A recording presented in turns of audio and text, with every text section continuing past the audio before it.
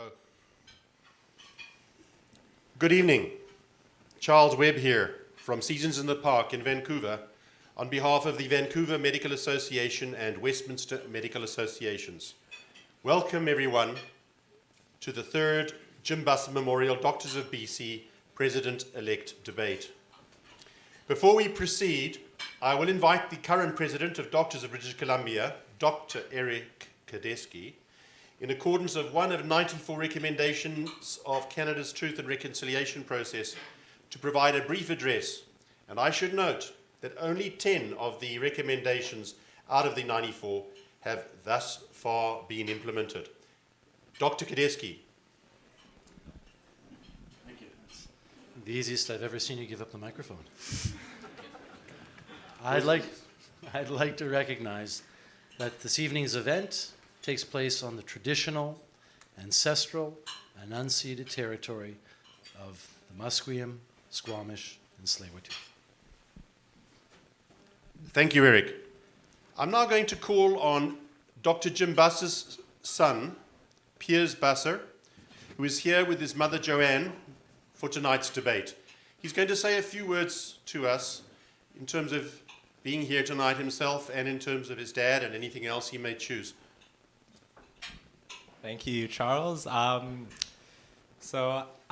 many of you may know, the Avengers Endgame movie just came out. Don't worry, we won't be getting into spoilers. Otherwise, the next time I shake Charles's hand, he's gonna squeeze it with a very hard vice grip. So we were never really like the really big fans.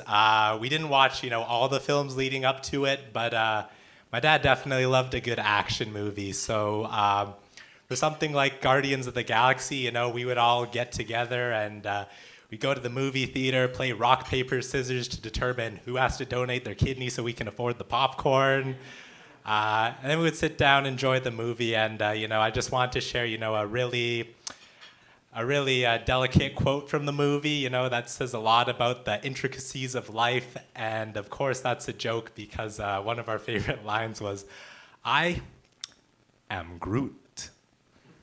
Thank you, Charles. Good luck to our candidates tonight. May I pass you back the mic? Thank you very much. Charles, thanks a lot. Propose a toast to Jim. A toast to Jim Busser. Yes. To Jim. Oh. To Jim Busser. Jim Busser.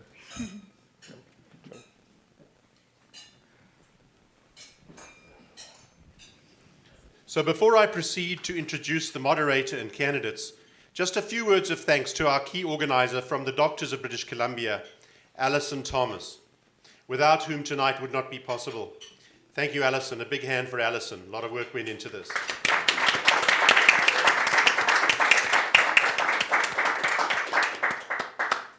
I'd also like to thank Mr. John Bannerman from the Canadian Medical Association.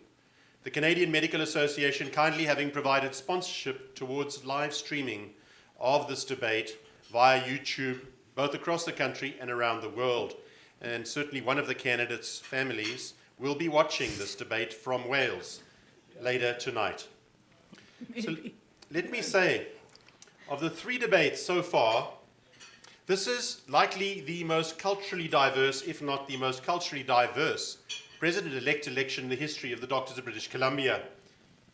If you look up at the stage to my left, you will notice that our moderator, Dr. Arun Garg of Indian heritage, and Dr. Charuka Maheswaran, a GP from Vancouver Island who has a heritage coming from Sri Lanka and growing up in Wales, and Dr. Matthew Chow of Chinese heritage.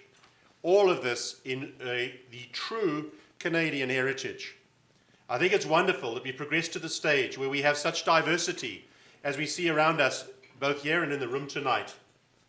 So then, without further ado, let us decide who will speak first, through the same medium as last year, using the tried and tested method of stone, paper, and scissors. I'm going to get the two of you to come down from your perches, if you don't mind.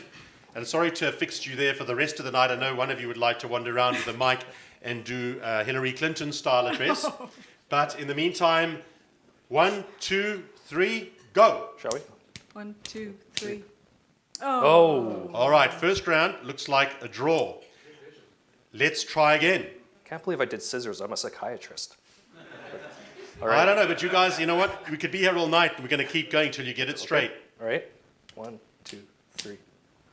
Oh. Oh. Well, we know who goes first. Dr. Charuka Maheswaran, you'll be our first speaker. So, Darn, I did it the wrong way. then for the third time since the debate's inception, I now hand over Dr. Arun Garg to introduce you to the two candidates as he moderates for the rest of the evening. So, Arun, over to you, sir. Thank you. Thank you, Charles. Big hand of applause for Charles for organizing this.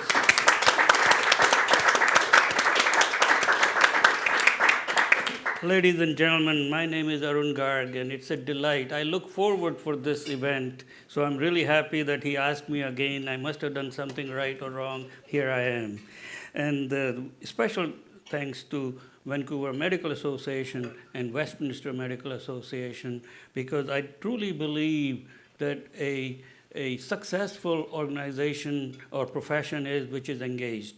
And this is debates like these which engage us, which are critical for us. So thank you, Charles and VMA and WMA for organizing this.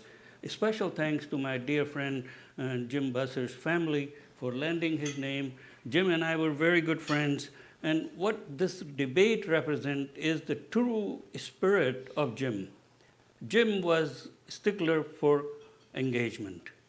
And this debate, ladies and gentlemen, allows us to have that engagement. So we are grateful and grateful to family for sharing Jim with us while he was in his contribution. And we are really looking forward for this evening. I invoke acknowledgement of First Nations because it links us to the history of Canada. And ladies and gentlemen, unless you know your history, future is very bleak. So I think by acknowledging First Nations territory, which this debate is taking place, we are really celebrating history of Canada. Debate is an opportunity for real conversation, true engagement, and sense of belonging. And leadership gives their views, they share their vision, and hopefully they listen to the members and plan action. In a true sense of debate, it should be free for all, winner takes, just like American-style debates, and really fight it out. Fortunately, we live in Canada. And ladies and gentlemen, I don't know how many of you know, Americans have liberty and pursuit of happiness and freedom. In Canada, our forefathers, when they wrote their constitutional, whatever little they wrote, we had three things: law, order, and good governance. And as a good Canadian citizen, I really believe in those. So tonight, you guys are stuck with law, order, and good governance. And the rules are very simple. Time. 2 minutes for speeches, 3 minutes for rebuttal. When questions are asked, no more than 2 minutes, less than that, and then response, 2 minutes, and they alternate. And I think with that, then, we have Canadian law and order. But I think the content and the debate should not suffer because of that. So to our candidates, I say, go for it, give your best, share with you what you truly believe in. Share what your gut is telling you. Share with us, with our listeners, with our members, what are you going to do when you are president? Because we want to know who you are, what your makeup. So let it go. This is a friendly crowd, and we really want to understand who you are. So please, answer your questions, listen. And fortunately, we have received 6 questions already. My cell phone is still on. We'll take questions as we go along and from the crowd, and we'll alternate. And how long we go, Charles? An hour together. Hour from we start? So time, ladies and gentlemen, is 7:45. We'll go till 8:45. And you already know the candidates. And Charuka Maheswaran on my right, and Matt Matthew Chow on my left. And because the draw, I think you go first. So you give an opening statement, and then Matt will do his, and then you have a rebuttal for 2-3 minutes. So over to you. So for those of you who don't know me, my name is Dr. Charuka Maheswaran. I am a family physician on Vancouver Island. I'm running for President-elect of Doctors of BC. I've been a doctor for nearly 19 years. I've worked in different health jurisdictions all over the world. And for the last 7 years, I've been a family doctor on Vancouver Island. And during that time, I've had several governance positions locally, provincially, and nationally, whilst raising a family. So I think that many of us share the same concerns. There are the overwhelming burdens of paperwork, administration, overhead, the problems of physician health, the stigma of mental health.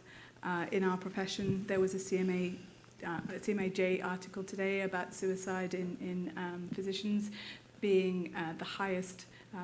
Let me get that right. So suicide in physicians is the highest cause of mortality, which was a staggering headline for me.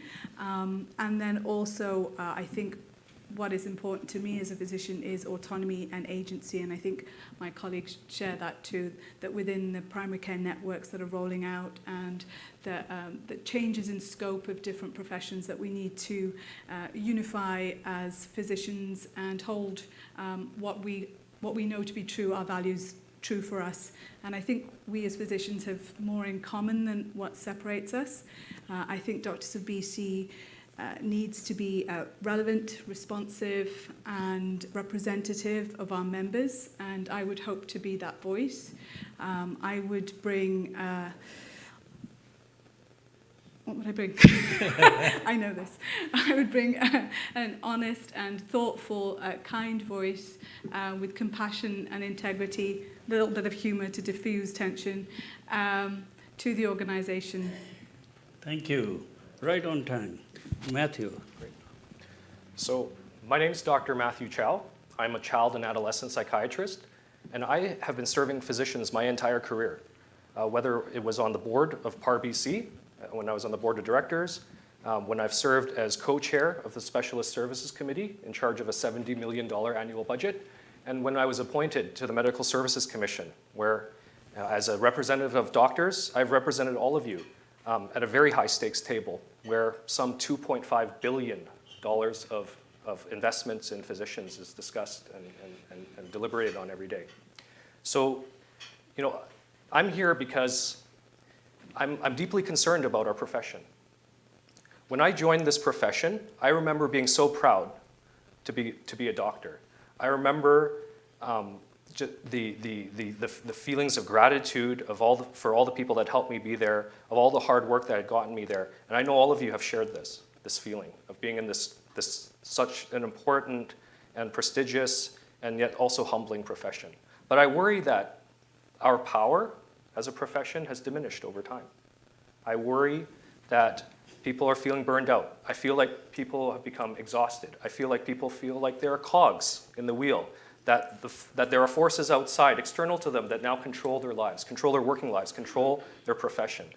And really, what I'm here about is to help us restore that power, restore that feeling that we had when we became doctors, that joy that we had in our profession, the honor we had in being the profession, the respect that we had, the collegiality that we had with one another, how we worked hard together for our communities. I want us to take back that power and restore, you know, what our profession has always been. And I think actually we never maybe perhaps lost that, perhaps I might say we may have given that away.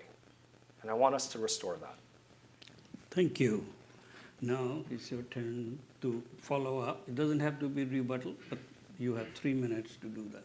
Okay, thank you, Matt.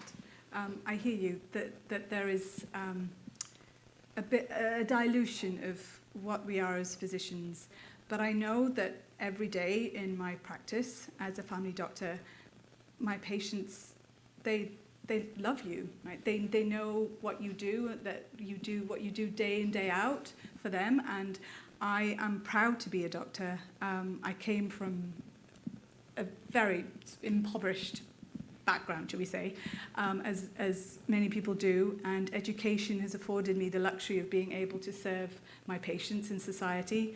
I'm proud to be a doctor because I make a difference every single day to my patients and to society. I think we physicians are infrastructure. We keep it stable, functioning and thriving. Without us, it wouldn't exist. I think sometimes we are taken for granted, but we just need to advertise ourselves better and say what it is that we do, because our patients know that. And we just need to be prouder of that fact, and be honest and true, with still being humble, but to say what it is that we are and who we represent. And that doesn't matter if you're a specialist in Vancouver or a Royal Family Doctor in Vancouver Island. We're all physicians together. And I think what unites us again is what makes us strong. There are always uncertain times, but I think if we are proud of who we are and what we do, then we can only become stronger as a profession. Thank you.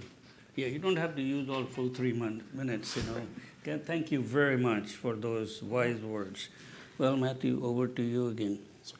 I mean, These could be sure. additional comments, Sure. you know, it doesn't have to be any rebuttal or anything, I mean, whatever you wish. I'll make the funny comment just about the situation. Like, what a pleasure it is to have the two of us up here, both from like unusual backgrounds, I think, when it comes to our profession. You talked about diversity. You talked about your family background. My dad was a soldier in the Army. He served in the Canadian Forces for 18 years. And, you know, I don't think he ever thought his son would be a doctor to begin with, or to even make it into university or be able to pay for university. And now that he's running for president, you know, I think he'd be so proud to see both of us actually here and what that represents for Canada, and that's the kind of Canada he fought for. To follow up on what I said earlier about sort of regaining sort of the power that we've lost or that we've given away, you know, the other reason I guess I'm here and why I speak about the experience I've had is that I know that the solutions to a lot of problems that we face are actually quite complicated. And if you think about it, the healthcare system and what ails our profession is like the most complicated and the sickest patient that you've ever seen. It's multifactorial. There's multiple comorbidities. And it requires all of us. And that's why I think it's funny that like I'm even running for this gig, because like I don't think the power of the profession is in the office of president. I think the power of the profession is in the 14,000 of you. Whether you're staff physicians or medical students or trainees, that's where actually the power is. We are a force to be reckoned with. And I think my job is simply to channel the 14,000 of you to regain some of what we've lost or given away or have had taken from us. And that's another reason why I'm here is to do that, is to be a conduit for you all. Whether you're in this room, whether you're joining on this live stream, whether you're in the middle of nowhere delivering a baby on a boat, as Granger Avery would probably be doing right now, right? Is to channel that power and that strength and that courage and that intelligence and that wisdom so that we can help our communities, so that we can restore our profession to, and I'm not saying we need to go back to the old days. There's a lot of things that, again, talking about diversity, there's a lot of things about the old days that weren't so great. So I'm not talking about going back to the old days, but restoring the good things, restoring our pride, restoring our energy, our vigor, our commitment to our communities, our respect amongst the public, right? Restoring the value and the understanding of the value of what we do for our communities and for our patients every day. I think that's what the 14,000 of us can do. Thank you. Ladies and gentlemen, I think those are fantastic opening statements. And as a moderator, if you'll allow me, we don't say enough. Canada is a wonderful country in the world. We all are very fortunate to be here. We really don't know what we have till we miss it, like go somewhere and look at it. And what you are seeing is Canada in making. And make it better and continually to improve. So again, Charles, thank you very much for providing that forum, providing that opportunity, and engaging members. On that note, each one of you have opportunity to ask questions. As I said, we will alternate. My telephone is still open for everyone if they want to write. I already have 6 questions. Questions are quite in depth, and I will take moderator's privilege if I need to have more time, because we want to hear from our 2 candidates who they are, what they're really made of, what they think of the profession, where they're going to take the profession for the year. And I think you are part of it. So with that, floor is open, and we'll like the first question. And I think you all have mic? Good. So Derek Smith from Vancouver. Speaking, Dr. Webb has given me a microphone so I could ask the question. The medical post today, which we all read on a regular basis, suggested.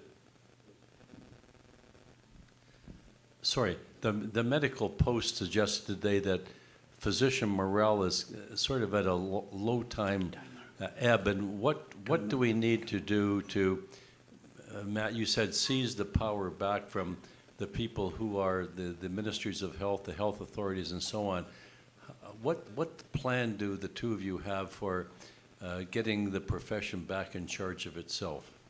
Thank you. Not any particular order. Do you want to go first, and then Dr. It's up to you. Yeah. Sure. So one of the things I've learned when I've met with people across the province is that sometimes folks have tuned out from their medical association. Whether it's specialists who feel like, their voice isn't heard, and they're not tuned in, or family physicians who feel, the primary care crisis has been dragging on for so long and it's not getting better, that I've kind of tuned out. So one of the things, the first steps is to actually re-engage people into their association, because the association is sort of the mouthpiece and the organ through which we do our negotiation with government, for example, and we do our communications out to the public. So we need to re-engage members with that. And part of that, I think, is people need to see in their organization a reflection of who they are. They need to see their frontline GPs represented. They need to see specialists represented. They need to see people of different backgrounds represented. They need to see that the Vancouver centrism, right? And it's poignant that we happen to be in a room in Vancouver today, but so many of our colleagues can't join us for meetings and serve on committees because everything's always in Vancouver. So if we open that up, open up our organization again, make it reflective of the true breadth of our profession, re-engage people in that, then we've regained some of our power. The other part is I think we need to reestablish our role and our respectability with the public and engage with the public. Alberta does this best. Alberta has this slogan, the AMA. They used to call themselves patients first. They even trademarked it or whatever. And I think we need to re-engage with the public, because a lot of the times we fight these pitched battles. Someone joked with me one time that we try to out-politician the politicians. Well, you're not going to be able to do that because we're doctors, right? We're clinicians. So we need to re-engage the public, because the public reminds people of what is important. And at the end of the day, the public is the electorate. And they can hire and fire these folks. So I think we need to re-engage with our public, really engage with them, help them understand why we're important. And this is along the steps to regaining our power. Thank you. Charuka. So following on from what Matt was saying, yes, I think the public is important because they're our patients and they hold us in great esteem. We know that when we encounter people every single day. The Australians had a big branding campaign about what family doctors do. I think what we do need to do is show the value of what it is that we do as a profession, as opposed to naturopaths or chiropractors or any other profession. We need to show the value of what it is that we bring to the table as physicians. I firmly believe that we are this society's incarnation of healers. We've always had healers throughout our history, and we happen to be the ones now who help our patients navigate an overly complex system at times that can be bewildering to people, but we accompany them along the journey, and it's about working with all our colleagues in a complementary fashion so that we complement each other's roles, so that I don't have to do what a pharmacist does because the pharmacist does what the pharmacist does, and I do what I do. And within that whole family of professions, we ultimately serve our patients. Having said that, I do think we need to remember always that we're doctors first. So yes, patients first, but I think our association is for physicians. We serve the public, but we should also keep our house in order and look after each other, especially when it comes to things like physician health. And as co-chair of the Physicians Health Programme, I've seen the horrible stories that happen to my colleagues, and I personally know lots of physicians who are on the brink of burnout if they haven't already, and we need to take care of each other and our own too. Thank you. I'll now read a question which was sent to us, and it's interesting. The theme, most of the questions which are sent are really chronic disease management, what's happening in the community, and primary care. So I think the profession fully appreciate the grave situation which exists and the key.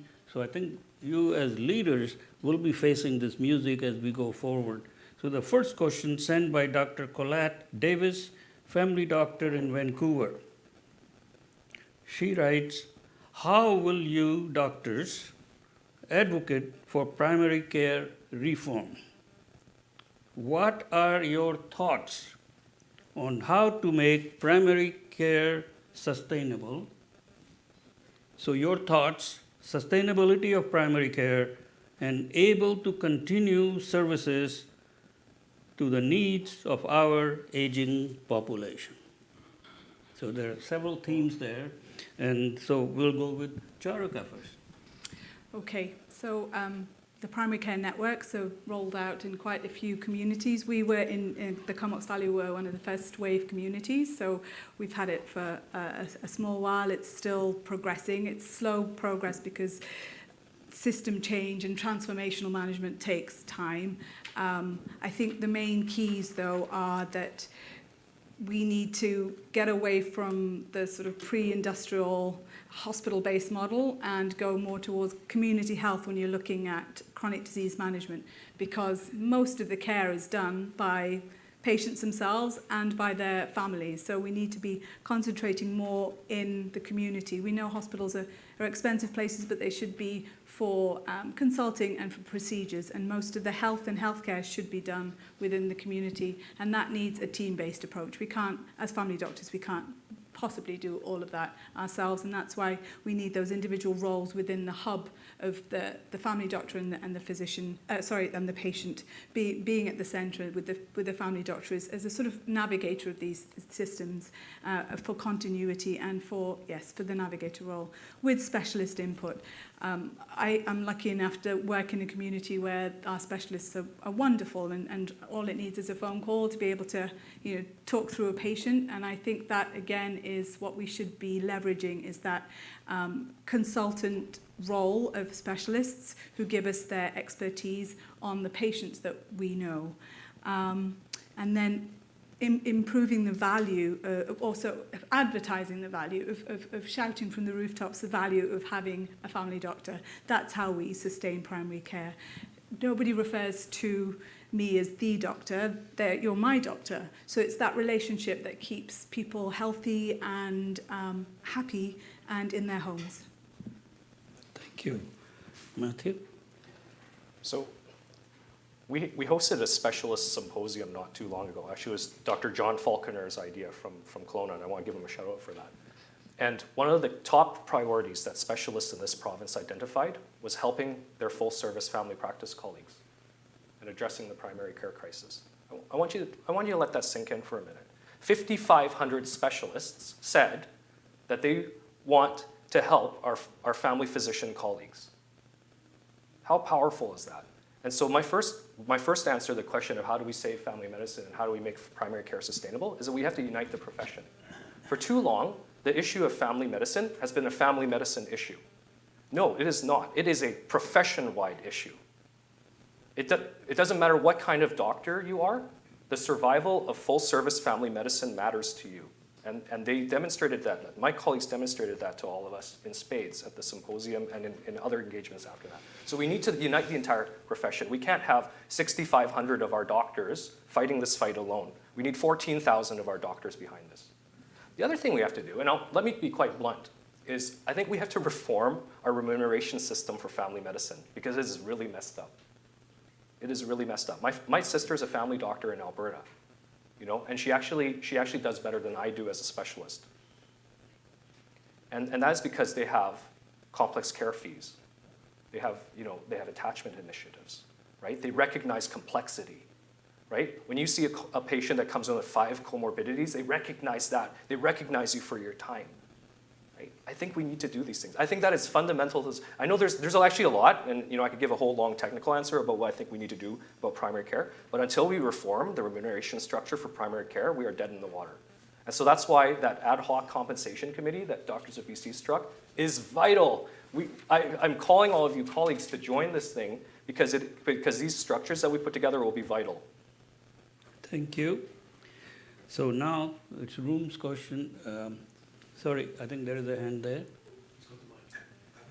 There, I think you were first. There. I think they want you to come up over here, though. Yes, Yeah. stand in the front. I think that's better if people just come here, and if they line up, then it'll be very natural. Otherwise, we'll lose control. Obviously, we could have a whole hour on what you just heard, because devil is in details. But I think we're going to cover the whole waterfront, so over to you.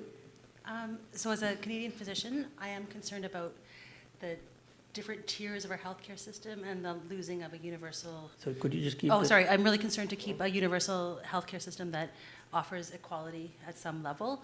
I'm curious, this has been a contentious point in our profession in British Columbia. Curious how you guys either of you will approach that. Okay, so I think it's Matt first, I think. Matthew, your turn. So as a member of the Medical Services Commission for the past year, or past 3 years actually, I've actually been legally obligated and bound to represent you, but also protect our universal healthcare system. So in fact, actually, I've been doing that. Just a minute, I think the clock is not right. Could you reset the clock? Yeah, okay, now go. Okay. Okay. So I've actually been defending Medicare, you know, for a significant part of my career. That's actually been my job, and that's something that I do on your behalf. So I think, you know, the universal healthcare system, you know, I talked about the values that my father fought for. You know, that's one of them, is that, you know, no one should go bankrupt because they have cancer, right? No one should have to go bankrupt because they can't pay for psychiatric medications for their children. So, you know, that is something certainly that our organization, I think, and certainly me personally, and I have been doing this, and I don't think that would, you know, suddenly stop, will continue to do. But I think part of defending a publicly funded universal healthcare system is also making it sustainable. Because if you've seen some of the numbers I've seen, the burn rate on our public healthcare system is incredible. We spend $20 billion a year on our public healthcare system. That's 46% of the provincial budget. If it keeps growing the way that it's growing, we're going to have to start deciding which teachers we're going to lay off, or which schools we're not going to build, or which bridges we're not going to repair. So something has to change, right? And and when I say this, I don't say this because I'm being a pessimist. I'm actually an optimist, if you haven't figured that out by now.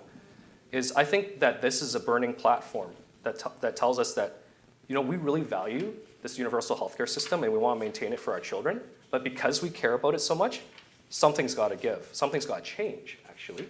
Whether it's, you know, reinvigorating primary care, because I believe that reinvigorating primary care actually goes a long way to saving our universal healthcare system and making it sustainable, right?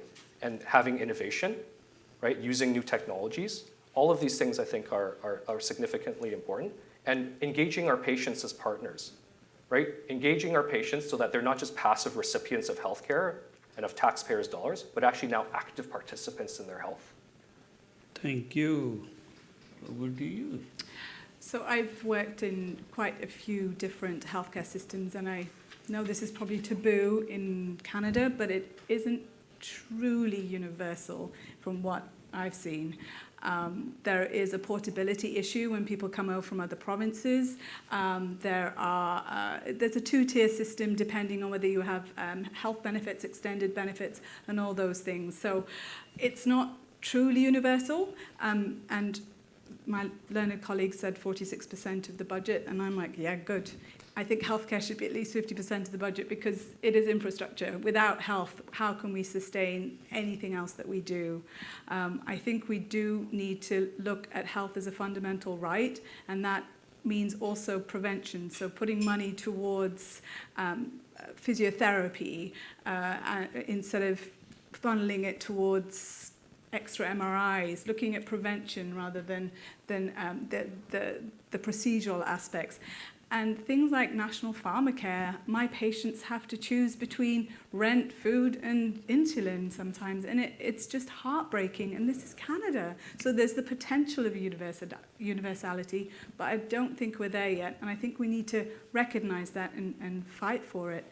I have a good colleague who calls me a warrior. I take that as a compliment because I think we do need to hold the line and fight for our patients and for people who are voiceless and maybe don't have the positions of power that we do to influence government and to influence mechanisms of government to make sure that everybody does truly have universal health care. Thank you. I don't know about you, ladies and gentlemen. I'm getting goosebumps here. This is wonderful. I think profession is in very good hands. Both of the candidates are really giving you the gut feelings, and I think that's what we want. So, moving to other questions, and this time now we'll take it from what we have received. So we have a question from Dr. Tommy Gersharon, President Specialist of BC. And unfortunately, he couldn't be here, but his question is to both of you, what do you see that the biggest, most concerning issue that specialists are faced with today? And I think it's your turn. It is my turn first. What do specialists? So from a family practice viewpoint, I do hear from my specialist colleagues that they are concerned about how the primary care networks will roll out and how they will fit into this new landscape. And I want to reassure them that I think we need you. We need you to do the things that you do so well, that you do with grace and with hard work, that you do every single day. I would like to see us more integrated so that we don't have these kind of siloed organizations, that we're more networked to understand that health equity means that we all have to connect and work with each other rather than refer along and out and wait times and all those things that drive our patients and us insane. And I know that some of my specialist colleagues do talk about the pay disparity between the professions. That's a hot button topic. If we all got paid the same, would that make it better? That's a bit too socialist maybe for Canada, I don't know, but I have worked in countries where every consultant gets paid the same amount. That would take the pay disparities out of it, but in our fee-for-service system, without a different pay model, I don't know if we can get there tomorrow. We need to talk about it, though. Thank you. Oh, because it's also to do with retention and recruitment into certain professions, into certain specialties. We have a huge number of older patients. We just don't have enough psychiatrists.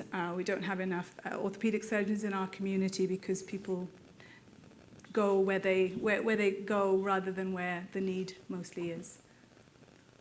Okay, thank you. All right, sir. So when I talk to my specialist colleagues, the thing that they're most worried about is the loss of autonomy. They are being told where to practice, when to practice, how to practice, what EMR to use, what referral forms to use, which patients to see, which people to operate on. They're losing their autonomy. And this is antithetical to being a physician and antithetical to being a specialist. Because we train for 5, 6, 7, and it seems like 8, 9, 10 years now. It seems to get longer all the time. To be experts in our field, to get really good at what we do. And why do we put all that time and energy into it? It's because we want to serve our patients. We want to make sick people better. We want to relieve suffering. And yet specialists have been assaulted from all sides. And I'll use that word. I choose my words carefully because we have things like the clinical systems transformation program, which I think is the right thing to do. We need to move to an electronic medical record, but execution has caused some issues. We have iHealth on the Vancouver Island. We have, we have the surgeons looking at, pooled referrals, centralized waitlist management, right? Centralized waitlist management that may take away the power and the control of their waitlists away from surgeons. We have the centralization of diagnostic imaging under PHSA. In fact, we have a lot of initiatives, a lot of realignment actually under PHSA right now, and that's got specialists worried. And some of these things I think are the right moves and the right things to do. But again, all of these are attacks on specialist autonomy. And so, we need, just as much as the specialists need to rally behind the primary care physicians, I think primary care physicians need to rally behind your specialists too, to help us to, quite frankly, fight back against the loss of autonomy so that we can take back control of our work, so that we can go back to serving each other and being colleagues rather than being serving this amorphous third party. Thank you very much. I think time for a question from the floor. I'm going to attempt to leave this microphone here. Yeah, and just identify yourself and. I have to turn it off. There we are. No? No. It was on before. There we are. Yeah. Excellent. My name is Devin Mitchell. I'm a third-year medical student, and I'm here. Hey, very good. Thanks for coming. Thank you. And I'm here on behalf of the Medical Undergraduate Society. And so I think my question to both of you is that, medical students and residents make up almost 2,500 members of Doctors of BC. So under your leadership, how would Doctors of BC engage with both medical residents as well as medical students? I think it's your turn. Sure. So I think we can certainly deepen our engagement with the resident doctors of BC and with the Medical Students Society. And I think we do that actually by inviting members to our events like this. I think we also can be more in tune with the concerns of our younger colleagues. And that actually has to do with a lot of things, right? It has to do with training opportunities. It has to do with the frightening and abysmal statistics, quite frankly, when it comes to unmatched candidates. People that are trained in Canada and they can't find a job. We need to deal with that. And so, primary care rallying behind specialists, specialists rallying behind primary care, staff physicians rallying behind our trainees to make sure that they're protected, that the hours that they've put in, the expense that they put in for all that training is honored, that it is respected, that it is used in Canada. And at the end of the day, if I might be selfish for a second as a taxpayer, I help fund that training. We all do. And so we should expect something from out of that. And if we're losing all of our graduates now to the United States and to other jurisdictions, I think something's wrong. We are leaking out our shared resource that way. Never mind all our human capital. We also have to look at things like cost of living. I remember how expensive rent was in Vancouver when I moved here from Alberta, and I think it's gone up like 20 times or something like that since then. So I think we have to look at some pragmatic things too. We talk about residency burnout and fatigue and better work-life balance and hours, and I'm so glad that we do that, and I'm so glad we invest in that, and Doctors of BC certainly, I think, invest in that. But we also have to look at pragmatic things like, how do we make sure that residents have somewhere to live, and that they're paid adequately, and that their loans, that they're not under tremendous financial pressure at the same time they're under academic pressure and training pressure. So I think all of these things, and we can do them by, again, harnessing the power of 14,000 staff physicians and trainees together to advocate together for our trainees, because at the end of the day, we're nothing without our trainees. The trainees are the future of our profession. Thank you. Over to you. Thank you. So I think one of the ways that Dr. BC can have medical students and residents and our younger physicians first 5 years involved at a deeper level is to target them, is to have a mentorship program and actually find those bright young things who are going to be the future, who will bring us new ideas and new ways of looking at things. I'm all about inclusivity and representation. I think we can't have the same voice saying the same things. One of the most dangerous phrases in the English language is, "We've always done it the same way here." It just it becomes a self-fulfilling prophecy. And I think if we bring those new voices into Dr. BC, it's going to be the lifeblood, and it will sustain the organization, which we do need. And then I would also look at, for medical students and for residents, looking at rotating through the rotating internship program to look at different professions. So that is an overlap, so that making sure that surgical or specialists go through what family doctors go through, and also the other way around, so we can all walk in each other's shoes, so that when you are on the ground running, you know what it feels like to be in somebody else's job and the pressures that we each face. And then having champions, you know, people that go out, like you, Devin, to go out to different organizations and maybe even to schools, right? To say, look, it's great to be a doctor. It really is. It's the best job in the world. And we forget it sometimes because we are sort of crushed by whatever is going on in the world. And medical students still have that enthusiasm and drive. And I worry about medical student health with the survey that came out, that we're burning you guys out when you are just at the beginning. Thank you. I really thank both candidates for keeping that time. My job is so easy, so thank you very much for honoring us. Okay, so the next question comes from a long-standing member and activist, my friend Zafar Isaac, a general practitioner in Fraser Valley, New Westminster. The question is regarding the new association structure. Now in its third year, with a small board and a large representative assembly that can only provide recommendations, not direction to the board, a structure that is quite unique under the new BC Societies Act. The question is, he would like to know from your perspective, how well it's working? Did it work well through the negotiation period? Are members well represented, or is this contributing to members' disengagement? Finally, are there specific concerns or challenges you two see with it? And I think it's your turn first. So I do sit on the Representative Assembly as the Society of General Practitioners District 2 representative. It makes it sound like Hunger Games, but we are very nice to each other. And what I like about that Senate model is that we all, from different parts of the country, all have an equal voice to come to this assembly and have discussion about what's going on. And we also discuss things within focus groups. It's a sort of a focus group of what's going on in the community, because otherwise you do get the kind of Vancouver-centric model, because it's easier not to have to fly in or drive 6 hours or 8 hours and take 2 planes or whatever. So it helps it to be representative of what's going on in the province, because it is Doctors of BC.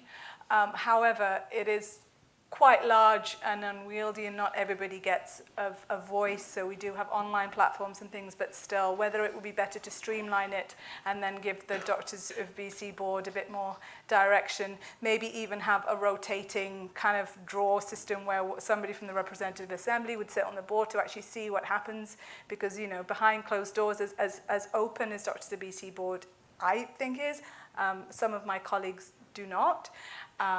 But as a general rule, I personally think it was better than the huge board that was there last time, because from a governance point of view, you can't get that kettle, the brainstorm of ideas when there's 25 people in a room. I do think the sustainability is an issue. It's an expensive endeavor, whether we could streamline it to have one person per district and then have, you know, like in the political system, have a clinic where people can come and tell you as the representative the issues, and that you could feed that forward. That is an idea that we could possibly look at. Thank you. Sir. So I think, you know, I think the membership, you know, and through referendums and such, decided to make this change. And in fact, again, it aligns us a little bit closer to other provinces like Alberta. But, you know, perhaps I'll be a little bit provocative for a second and say I'm not too fussed about structures, because I think what people might care about more is, do they see themselves represented in their organization? And are the decisions being made of the organization reflective of the viewpoints and the will of the membership? That's really more important. I don't know if any of you follow the politics in Ontario. So, you know, would it be different in Ontario if they had a different structure? I'm not convinced necessarily that it is, right?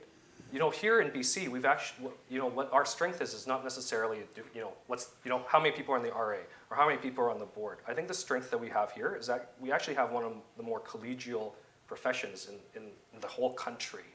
And in fact, I'm going to the CMA this summer because they've invited me to go there to talk about, like, what's the secret sauce in BC. So I think we already should be celebrating something that we have that's really great. But you know, I think we could be more inclusive in terms of the Vancouver centrism of using more telehealth or video conferencing, using these online platforms like the recent Doctors of BC Burden study. I think that's brilliant. You know, using an online platform so we can get everyone's opinion no matter, you know, where you are in the province. I think that's important. And ultimately, I think more important than any structure that we may have is we have to make sure that what we do as a profession is or as an organization is reflecting what people want from us. And when I look at the PMA, and I look at the, was it 96.7% ratification rate, right? 97, right? So, whereas the nurses was like 50 something, it was like bare knuckled, right? That tells us we are doing something right. Good, thank you. I think we're going to run out of time, and we have 15 more minutes, and we'll take the question from the floor. So I'll try to stir things up a little bit. On a question, the answer for which I do not know, but I'm sure that the candidates will definitely come down on one side or the other of this issue. So I hang out with the executive of the Vancouver Community of Care Medical, Dental, and Allied Health Professionals, and we have represent the physicians who are involved in looking after people who are acutely ill in intensive care with multi-system disease, as well as the individuals who are out in the community ministering to patients in a variety of settings. So this past week we had a breakfast courtesy of the Facility Engagement Initiative with the individual who at Vancouver Hospital is structuring salaried arrangements for physicians. So I wanted to know each of the candidates' positions on moving physicians in hospitals and out of hospitals onto salaried positions. Thank you. So the question is form of payment, salary or not? And I think, Matt, you are the one to go first. Okay. So I think the question of salary or not isn't the right question. I think the question is what are the principles we want to uphold? And if we answer what principles we want to uphold, then that will determine how we get paid, quite frankly. The principles that I personally think are important, autonomy. We need to be autonomous. We need to be felt that we're irreplaceable, right? That as physicians and with our special training that we're irreplaceable. However we get paid, it has to respect the fact that we are irreplaceable and that we have spent years of training. It has to be equitable, right? Our colleagues cannot feel disadvantaged compared to one another, and increasingly so, actually something I've seen more and more, disadvantaged compared to other professionals who are not physicians. For example, if you're a family physician, you're doing deliveries, and you see the midwife next to you making a certain amount, that causes some concerns, right? So between our professions and our disciplines, and also between other professions. So it has to be equitable, it has to be fair, and it has to be sustainable, right? So if we say we should pay everyone $1 million, and then we have no money left to actually run hospitals or to build clinics or hire nurses, then obviously that's not going to work either. So I think the most important thing that we as a profession need to discuss, I'm not saying, I'm being a little bit facetious about your question, but we have the profession actually to decide what are our, we are willing to fight tooth and nail for these principles when it comes to our compensation. We need to decide that first, and then we actually have a leg to stand on when we negotiate with government and the health authorities about the manner in which we are actually paid. because I think the answers might surprise people. Some people that are die-hard salary people might actually realize, you know what? A modified fee-for-service system like they have in Alberta with complex care fees and respect for complexity might not be so bad after all, and vice versa. Thank you. So I've worked in salaried systems, volunteered, and now I work in fee-for-service. I think there's always something that you have to give up to get something. There's no perfect system. What I like about the fee-for-service is the autonomy and agency that I have. I get to decide my hours. That has a impact on pension, etc. But I think what the younger physicians are looking at is not the fee-for-service model. They do like the alternative payment plans and the salaries because it takes that business aspect out of it. I think if for autonomy and agency, we should be able to have a menu of choices, a plethora of choices where we're all physicians and we're all working equally. We just get paid different ways. And I think that is important for the sustainability of the profession because some doctors don't want to work fee-for-service, some don't want to work APP, but we all work just as hard as each other. I can give my minute back to Matt. Thank you. No, That's fine. yeah. Thank you. I think given the intensity of the questions and the answers, will be good to have a little extra time in their concluding remarks because a lot has been said. So I will use moderator's prerogative to see how that goes. So the next question is from the mail, and it comes from former President of British Columbia Doctors of BC, Dr. Alan Reddyman. And he is interested. He poses a hypothetical question. It is June 4th, 2020, unless he has some inside information. And Should we prepare for something? he says it's June 4th, 2020, and I hope he's listening. And you have been inducted as Doctors of BC President. A provincial election has just wrapped up, and a new majority government signals that at the end of the current PMA, which is 2022, it plans to terminate, that sounds familiar, 1993. This plans to terminate the joint collaborative committees and efforts at collaborative healthcare planning. It intends to place all BC physicians on service contracts. How does this threaten the Doctors of BC mission, and how do you respond on behalf of the members? And you are drawn as the first one to answer. Doomsday scenario. I can't imagine that happening, to be honest. It did happen. I know it, yeah, but 1993, I was there. Sure. But so back to my point, can I have a restart? No. So I can't imagine that happening because I work so collegially with my ministry colleagues. I have worked in Britain when we were on the edge of revolt, and there was a mass exodus of young-ish doctors like myself out of the country, and that's what happens in the NHS, unfortunately, is in dire straits. So it would be very short-sighted for any authoritarian imposition onto doctors, because we are feisty, we're independent, and we do what we need to do to get things done. So I would have to want to sit down with ministry representatives and talk about why they think that this is a good strategy, what they're hoping to achieve. I think the joint collaborative committees do so much good work. I know colleagues who work on it, and they work so hard for us, for each of us. They put in time and energy and effort, and that is also from the ministry side. I work with wonderful Ministry of Health representatives. I think Dr. BC has a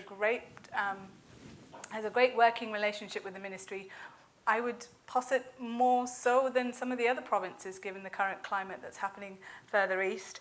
I think this kind of divorce would need negotiation.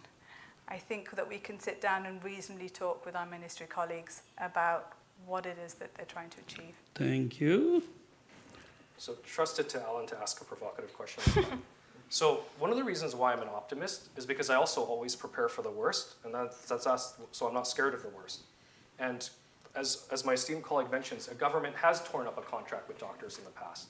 Actually, I see the clock's not running. I think it has to be reset. Sorry, time's up. Yeah. Okay.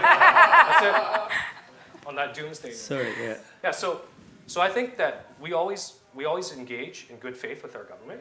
We always engage with each other in good faith. But I think it'd be unwise to not be prepared for any eventuality. And that would include a government deciding to suddenly tear up our contract. In which case, I think we would need extraordinarily strong leadership that is willing to fight for each and every one of us to make sure that we have what we deserve, quite frankly. Because we're in a social contract with the government and the people of British Columbia. We provide our services, and they provide, our suitable working conditions and patients and such, right? And so if a government unilaterally decides to terminate the joint clinical committees and terminates this contract, I think we respond very forcefully. I don't think that's the time for, really gentle, and gender, sort of entreaties with the government. I think that's time for full force. And if I recall and can talk about my, the experiences of my previous colleagues like Trina Larson-Souls, who did have to lead, job action at one time, I think anything like that would be on the table. That all being said, though, because that's the worst case scenario, I agree with my colleague. I don't think we would get there, and that's because we have one of the strongest relationships with government that this country has ever seen. Because my co-chair at Specialist Services Committee is a senior ministry person. Because Shelley Ross's co-chair at the ministry is an assistant deputy minister. Because people like me go to the Medical Services Commission and sit side by side with ADMs and visit with the deputy and sit next to CEOs of health authorities. We have a really tight relationship with government and with the health authorities and our structures. And so it would be very difficult, I think, for a government to look its doctors in the eye and basically say, too bad, we're hacking up this contract. But again, I'd say, if that were to ever happen, I think we'd have to respond in the most forceful terms. Thank you very much. I think my friend Kathleen, we were talking, and she said it's about time that some of us who have been through the mill, we should write our memoirs. And I think based on this question, I think I can write a book. I could write a chapter and verse, what happened, why happened, and how we came out. And after that, government did give us what we are enjoying right now. So I think we should do that, Kathleen. I should take that up on you. Okay, sir. That's the last question from the floor. Thank you, Arun. I have a few comments to make first because I'm a politician. I think we really need to support our junior colleagues. It really disgusts me that people go through medical school and can't get a residency position, that they graduate from residency and they can't get a staff job, and that Canadians who have gone offshore to get medical training can't get a job here. But that's not my question. I'm sorry for asking the second question, but I got the microphone first and I couldn't ask this one at the beginning, but we are in a philosophical fight with the government right now over private health care. And right now the government is trying to make it impossible for British Columbians to spend their own money on private health care. If the public service can deliver surgery in a reasonable fashion, there would be no business for private medicine, but there is a get to your question because you're okay. Sorry, 43. I'm going to get onto this quickly. So, where do you stand on the issue of supporting the private practice of largely surgery, where the public service cannot deliver in a timely fashion? Okay, very pertinent question to you. So I'm actually in a difficult situation, Derek. I want to answer your question, but I serve on the Medical Services Commission, and therefore I'm actually privy to knowledge about a certain legal case, and therefore I don't think it would be appropriate for me to respond. But if I were to take off my hat, that hat for a second, which I tend to do sometimes, I think it's sad that we've come to this point where we're actually having to use the legal system to resolve a medical question. And again, that speaks, I think, to our loss of power, is that now we're now basically putting our hopes and fears into the hands of a judge to decide our collective fates. And I really wish, without getting too deep into it, that we were not doing it that way, and didn't have to do it that way, and that rather that we'd, again, take back our power as a profession and actually, with our colleagues and with our government, negotiate, face to face and work out these problems, because these are really serious problems that I don't want to leave to the whims, with all respect to the judge, of course, but basically a judicial process that doesn't have the clinical expertise and the shared wisdom of all of us to collectively respond to one of the biggest challenges facing our society right now, which is the sustainability of our healthcare system.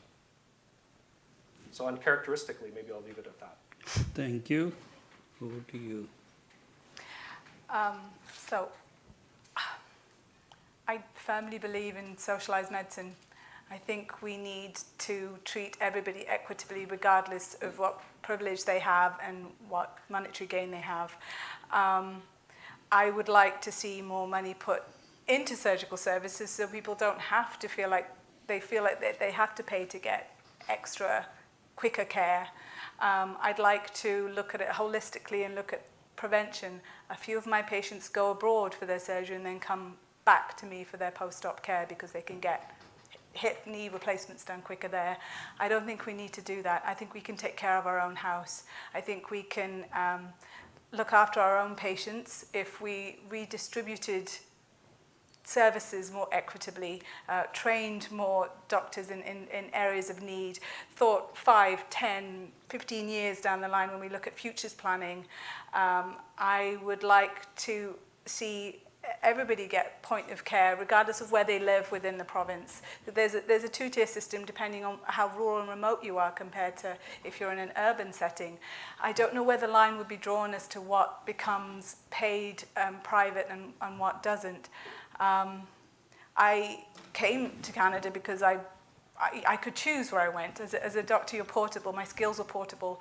And I chose to come here to Canada for various reasons, but one of them was that this idea of socialized, equitable medicine rather than going to countries where there's a private system. We know what happens for our colleagues and for our patients south of the border, and it is dire that some people don't have access to all sorts of treatments, and I don't want that steady erosion to happen to what the promise of Canada is for me. Gee, where did you learn how to time? You're I- perfect. This is great. Thank you very much. Ladies and gentlemen, we're going to run out of time. So those were the questions. And I do want to acknowledge two other members who have sent questions, but we won't have time for their questions. Their questions have been included in other answers. One was from Dr. Gord McInnes, who wanted to know to recognize family practice as another specialty as opposed to us and them. So issue of unity, family practice, and doctors. And the other question was from Dr. Robin Sanders, West Coast Family Practice, Souk. We have a chronic shortage of primary care physicians, especially in urban area. What is the single most important advocating initiative that will help to come over the shortage? I think both are related to what we have already heard. So with your permission, I think I will bring this to close and ask our candidates to share their concluding 2 minutes remark and be reflective, be excited about the future, and really let it out what it will be like. You started, so we'll ask you to give that concluding remarks first. So, I'd like to conclude by calling upon my 14,000 colleagues across this province to join together in unity and take back our power, take back our collective wisdom, take back our collective strength, take back our advocacy for our communities, take back our agency over our workplaces and over the future of our healthcare system. Because I think for too long, we've either had that taken from us or given it away. So I call upon all of us, all of our collective strength, all of our collective power to come together and reinvigorate this healthcare system. Because I am an optimist. I think we can do this. I think we have the smartest people in the room here and online and everywhere across the province. We can do this. We have the wisdom and the intelligence and the courage to do what needs to be done. But in some ways, we need to unshackle ourselves, whether it is through our structures, to my colleague's question earlier, whether it is through our relationships with our health authorities and with our ministry, that we need to have the courage to take back some of that power in those relationships, and also to stand as equals with our ministry colleagues and with our health authority colleagues. And also, for a moment, to also stand up to I think, the emerging trends when it comes to other types of professionals who, I think we all know we work with them in a team environment and collegially, But I think we need to establish some ground rules too about how our relationships are with nurse practitioners, with physician assistants, with nurse anesthetists, for example. We need to establish some ground rules, and I think our organization really can take a leading role in doing that so that we can actually collaborate authentically with one another and move our healthcare system forward.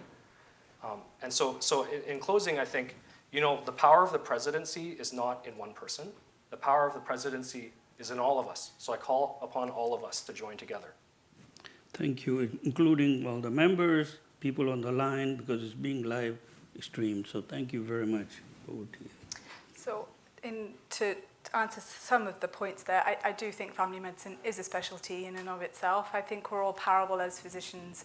We do complementary roles within healthcare, and I think we should all see ourselves as equal contributors to our patient well-being. I would like Doctors of BC to be responsive, representative, and reflective of the different to be representative, reflective, and responsive to members' needs. And I agree with Matt. The presidential role is of a figurehead to represent the values and the voice of the organization and every single individual member, which means that we need to be more inclusive of all the different kinds of doctors and different ways of practicing and different complexions and all the difference that we have in this wonderful mosaic that is Canada. Dr. BC has been around for 119 years. It's nearly as long as Canada has been Canada, and I find that amazing. And still, we all respect each other, treat each other with kindness and compassion, and I think that that's what we need to keep going forward, that we need to be united as a profession and realize that, that every single one of us has a voice, and that if I'm elected, that I would be that voice for every single one of you. Thank you. Ladies and gentlemen, hour has gone. It's one of the fastest hour. I don't know about that, Arun. You guys Not have from this noticed. end. Yeah, these two guys might not feel, but certainly as a former president of British Columbia, as a social activist, troublemaker, I have to say our profession is in good hands. The passion, the vision, the belief system is there. You could feel it. I could feel it sitting here. So on behalf of all of you, all the listeners on the line, and all the members, once again, thank you, Charles, for providing the opportunity, and big thank you to both of you, and all the best in future successes. Thank you.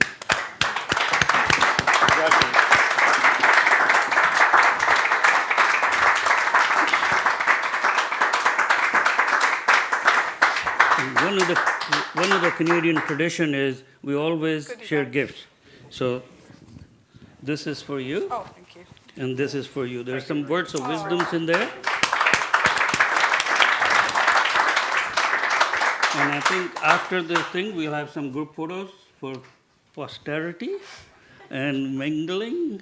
Thank you again. It has been a privilege and a pleasure for me to be your moderator. I hope you enjoyed it as much as I did. And stay tuned, and let's go for it. Thank you.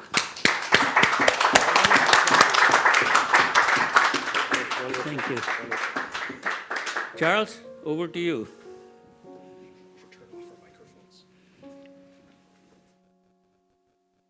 So never one to refuse the mic. I think I'm on. I want to thank you all for the most fantastic performance. Arun, for bringing the best out of the candidates. The candidates, fabulous. The most disciplined set of candidates I've ever seen at a debate, ever. Like the timer sitting up in front of us and right on it, watching it. You guys were amazing. Your talk about unity, about engagement, about relevance, about banding together, about the whole profession, not just here, but when we see what's happening right across this country. We're in this time of huge reformation. I think both you candidates represent the future in terms of everything we can live, dream, and hope for in the mosaic that is Canada.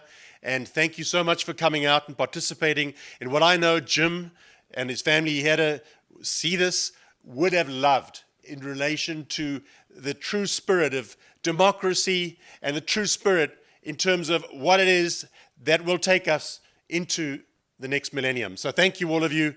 Fabulous performance. Thank you to the 30 of you in the room tonight who showed up, including 3 presidents of Doctors of BC, head of the Vancouver division, the chair of the Doctors of BC board, the current president, the president-elect, my own physician, past board members. I tell you, I don't know, it's as if maybe they're worried I'm going to die in front of the mic. They'll be only if I eat it. And I haven't yet, you can see, not quite that large. But all in all, fabulous. John from the CMA, without you and without the vision of the CMA in itself in terms of what needs to be the virtual engagement of all across the country, and this is what this represents, an opportunity for every single person in this province or across this country to engage with these candidates, no matter where they are, to ask questions and to see this. Fabulous. So thank you again, everybody. Have a good evening. And for those who would like to hang around for photographs, please do so. And to our audience out there, I say thank you to all of you who have engaged tonight. And also, I say thank you to all of you who will watch this, since it will be hosted on the Vancouver Medical Association website. And noting that Doctors of BC grew out of the Vancouver Medical Association over 120 years ago. So it was the VMA that came first, Doctors of BC next.